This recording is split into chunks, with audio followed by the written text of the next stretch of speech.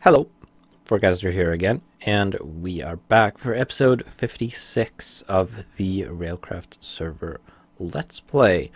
And we are going to continue with the weather reporting system, of course. And Bexodus had a look at the script, and he had some suggestions for improvements. For one thing, he reminded me how to do the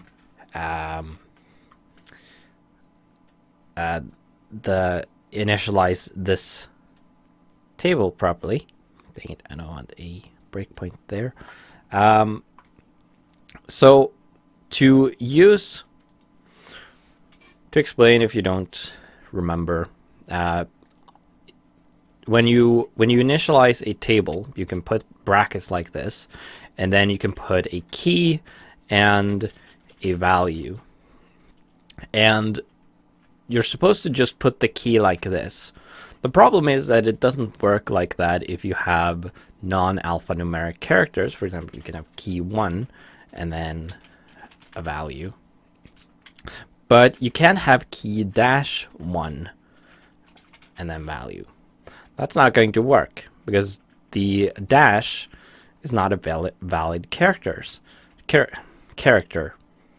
Dang it. But if you put brackets and then quotation marks around the keys, you can use any character you want. So that is what I had forgotten how to do, and Vexidus reminded me of that. So I fixed that. So we now have a single line assignment of this, or creation of this table. Though I technically have it on multiple lines, but it could be one line. You know what I mean. You get the idea. And instead of doing what I did, putting a string into a variable representing a side, Vexodus just put the output from the sides API directly into the variable and then use the variable here, which looks a little nicer. I would agree with that. I also renamed the variable to make it more obvious what it does or what it's for, because you want to change the side. Another improvement that he suggested that I haven't implemented yet is a solution. So I do this 3 times. Here, here, and here. And having duplicated identical code is generally something you want to avoid. So what we're going to do is here, we're going to define a new function and call it push data. That's what Mexodus called it. And then we'll have 2 arguments, type and value. And then what we're going to do is we're going to take this code here. We're going to put that into this function. And then type should be type, of course. And value should be value. Pretty straightforward.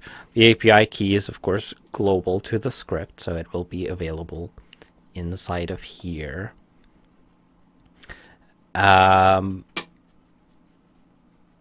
then what we can do is we can delete this bit here. We want this print statement still in this redstone function. And then we're just going to call push data here. And we'll do that and end bracket and then that, and that compresses this function quite a bit. And then we can do the same here. We'll call push data here and then v and val, and then we can remove all of this. And finally down here, we'll call push data, and the type should be time, and then this should be OS date. And then we can remove all of this. And finally, I'm going to collapse this function, because you don't need to see the contents of that all the time anyway. And now all of this fits on one page, or without scrolling, or however you want to refer to that, with the table also collapsed, of course. Otherwise, we actually don't fit, or we do get a scroll bar. So that's a bit nicer. So it's good with collaboration. Now, moving on to the website side again, I've done some things on here. So we're going to ignore this for now. I added some ticks to the bar, and what I do is here I have a for loop that generates 60 of these span elements, and unfortunately there's no way to repeat elements in HTML really without having a either a server-side language or JavaScript generate them. So I used PHP for this, of course.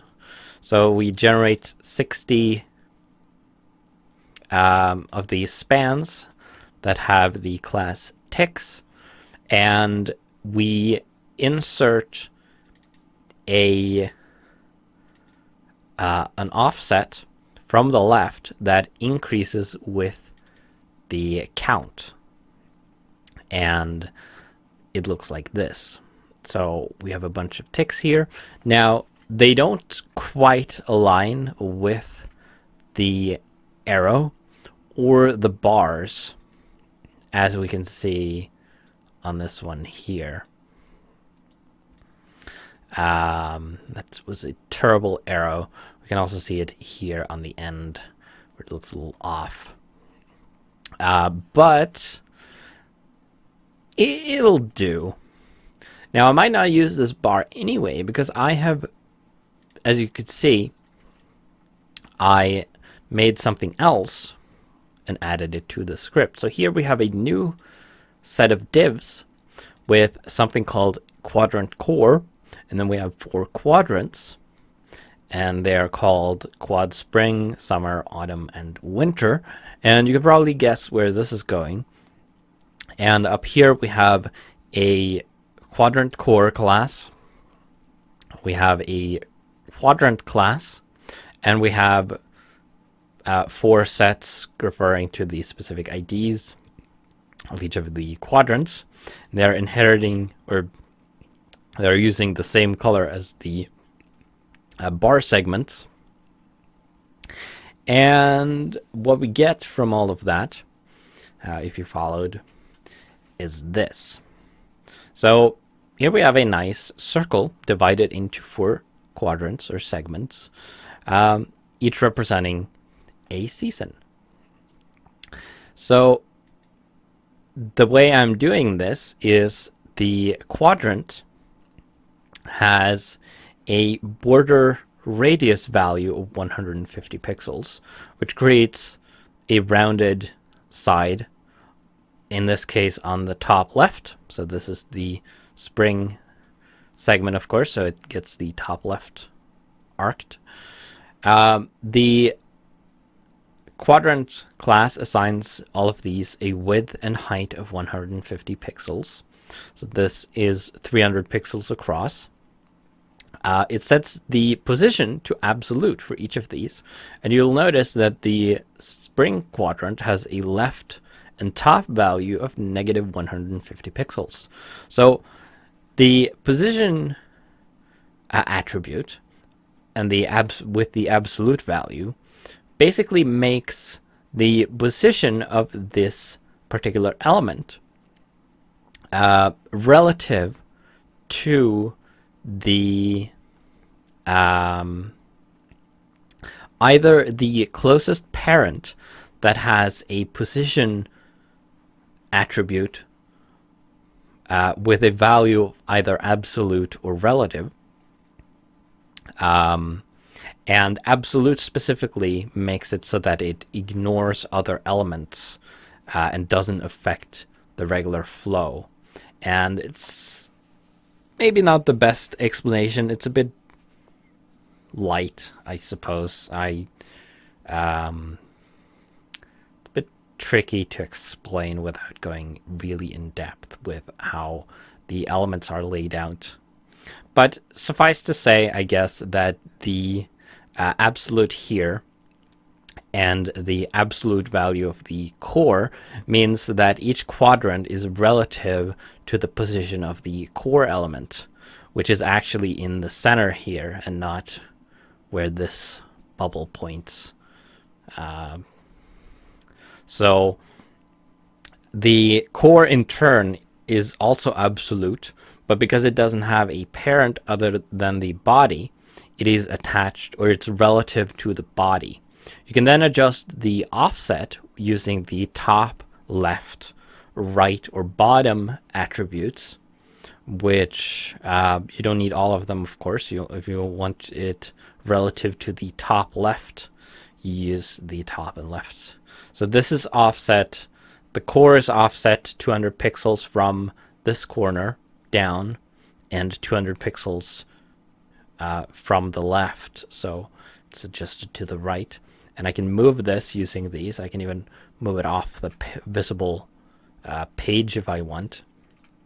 And each of the quadrants have a value. So the spring, for example, have a value of negative 150 left and top, which means that it's going to move left 150 pixels and up to 150 pixels. Did I say 200?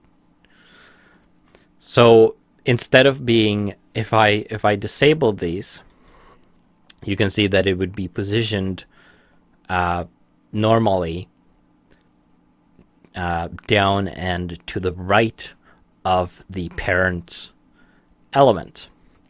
But this overrides that and positions it in the top left, in the negative space instead.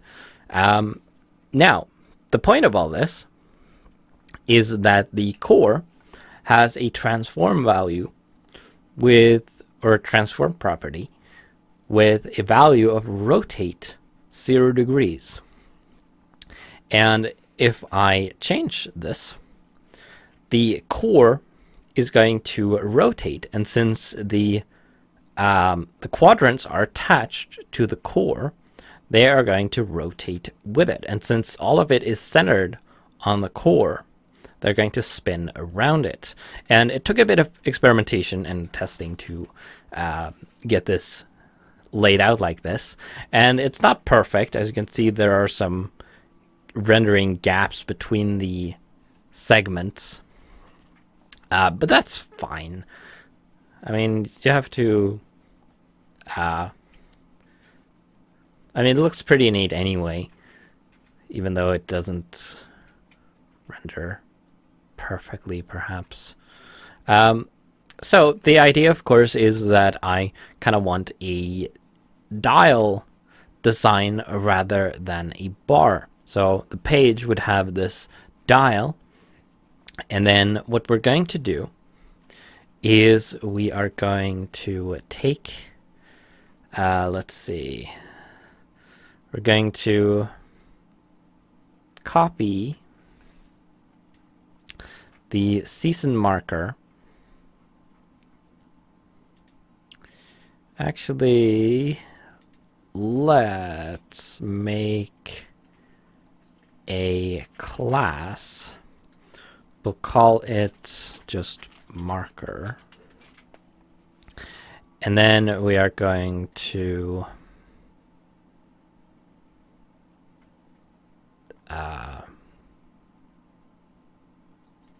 copy all of this.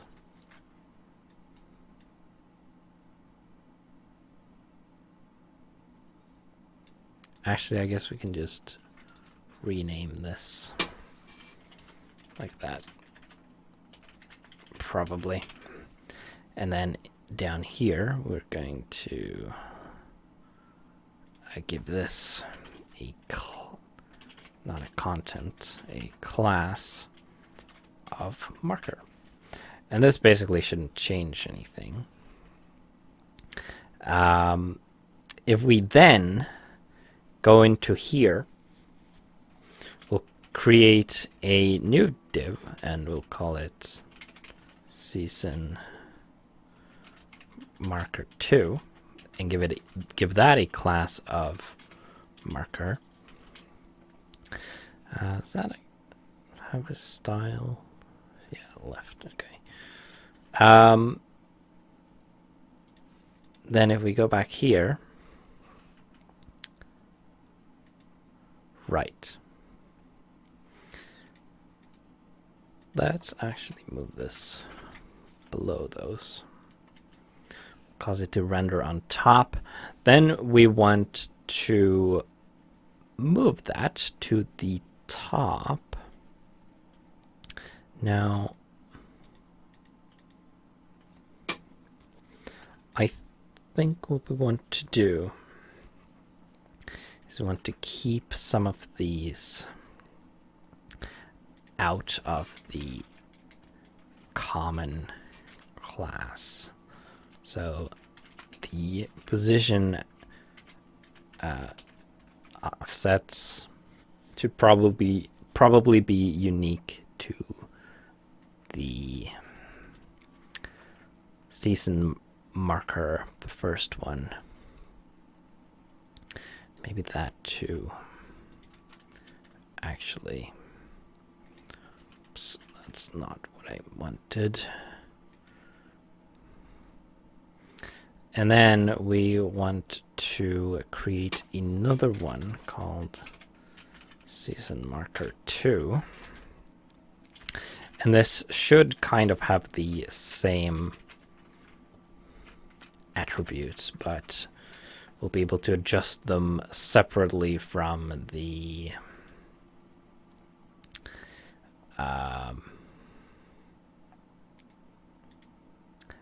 actually, if I want to, I was considering inverting the interesting, or just flipping the thing. What happens if I make all of these negative? Yeah, that's not going to work. They can't be negative. Okay, so scrap that. What we're basically going to do is we're going to say transform and then rotate 180 degrees. And that flips it. And then we're going to have a margin left of -40 pixels to center it. And then we're going to adjust our top position up so that we position it at the top here, kind of like that, so we have a nice thing there. And I'm actually going to, I want to make this narrower. Let's go for 10, like that.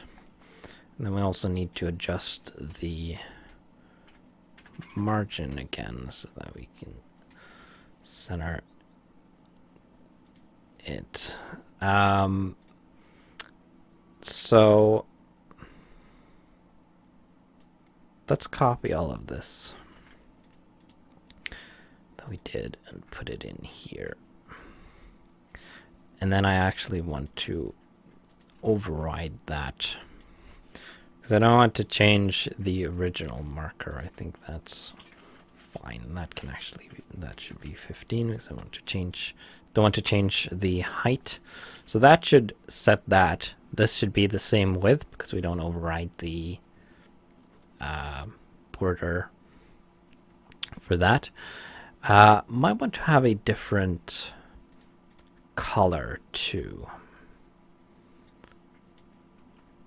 which means I have to change this. Now, what would an appropriate color be? Or something that is visible.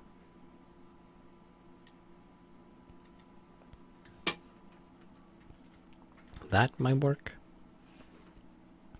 Although that's not going to look... Oh. Right. Ha. Okay, yes. Forgot that the core is rotating at the... I want to not have the...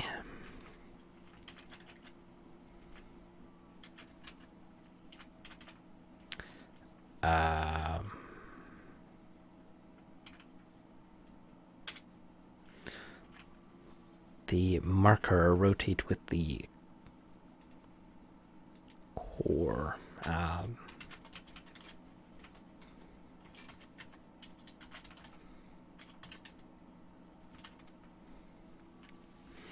So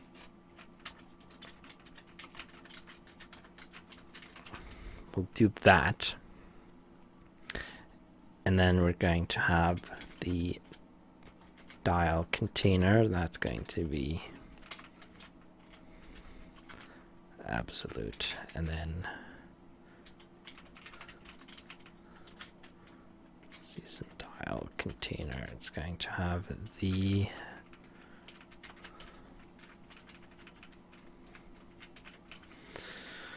those values. And now that is right. We want that below the core, so it's on top.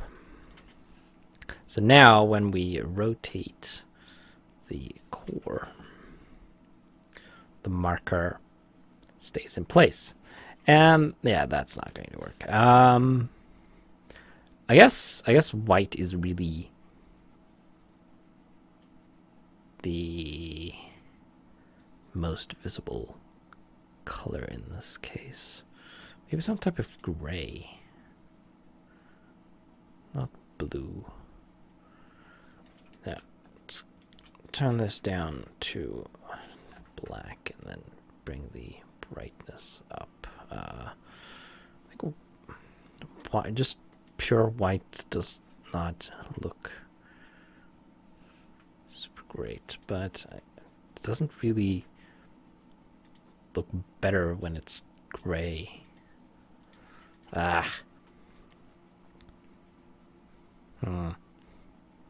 Maybe putting some kind of graphic there instead with a designed marker would be better. I might do that.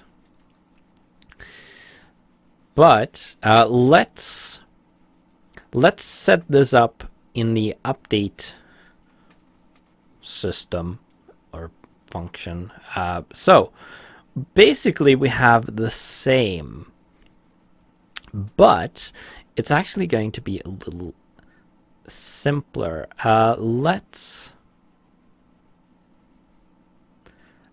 Let's make a function here. We'll call this update season bar, and we're going to take all of this and we're going to put it in here. And then we're going to pass in data. Kind of need that. And then in here we can call update season var and pass in data. Then we're going to make another function called update season dial, and we'll pass in data to that as well. And now we have a max value of 360 and a minimum value of 0. So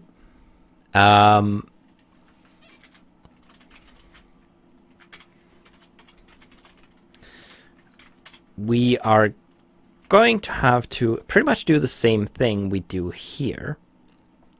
But of course, instead of moving the marker, we're going to rotate the core. So we need to select the core. So we're going to give this an ID. So we'll say season dial core. And then we're going to let core equals document get element by ID, season dial core. And we're going to say let rotation equals 0. And then we're going to do something similar to what we were doing above. If is set data spring and data spring greater than 0,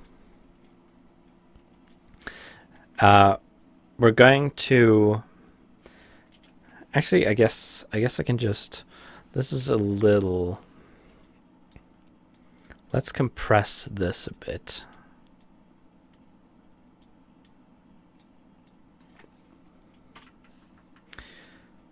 Like that.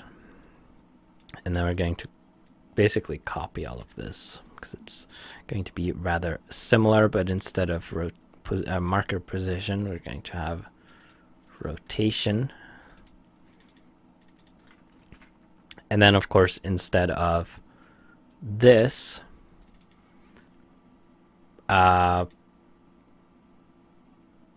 wait, let's see. So that turns into a percentage. And then that is going to be a percentage of 90 instead of 250, because each quadrant represents 90 degrees.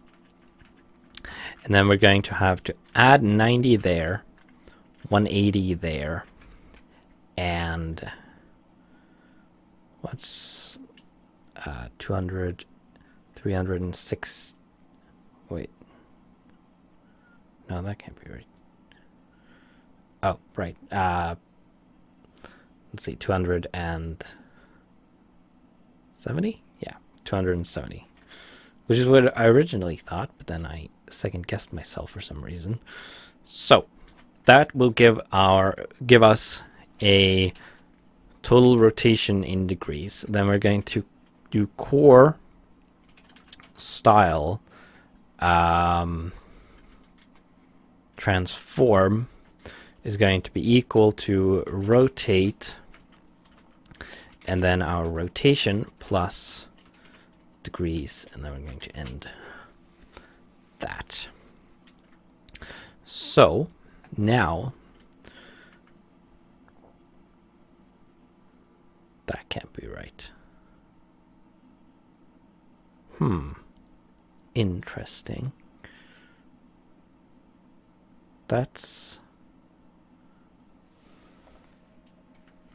162.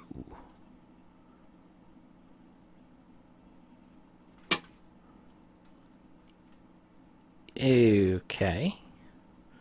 That shouldn't be that, should it? Right.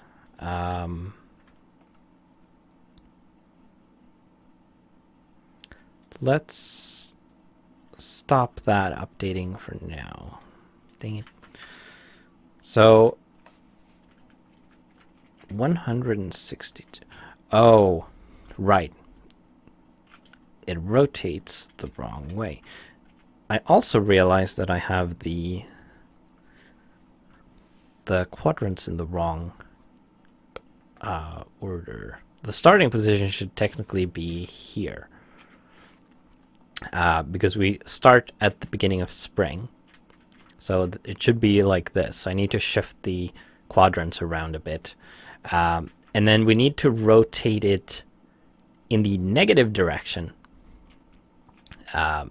for it to rotate to the left. Because in the positive direction, the dial rotates to the right, which is the wrong way. So let's fix those things. For this, we simply need to add a dash there. So we make the rotation negative. That should fix that direction. And then we are going to shift these around. So basically, dang it.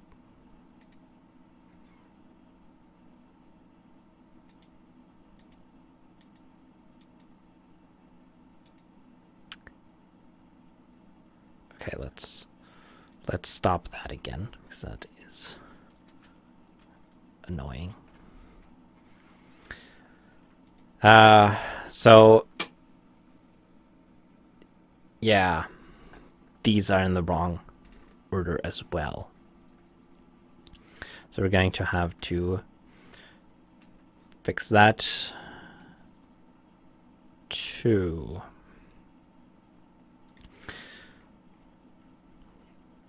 So, okay.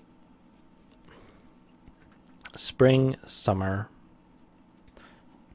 So they are in the right order there. Left. So, okay. You are going to be first. So we'll move these around. So you are going to have the top left. And then your offset needs to be left minus 150 and top minus 150. And then you are going to have the position of summer. So you need to have top right. And then summer is going to be bottom right. So you're going to need an offset of nothing. And then autumn is going to be bottom left, which it already is. So that should be correct. Yeah, so now we have spring, summer, autumn, and winter. Okay, so now we can re-enable the update function. And we now have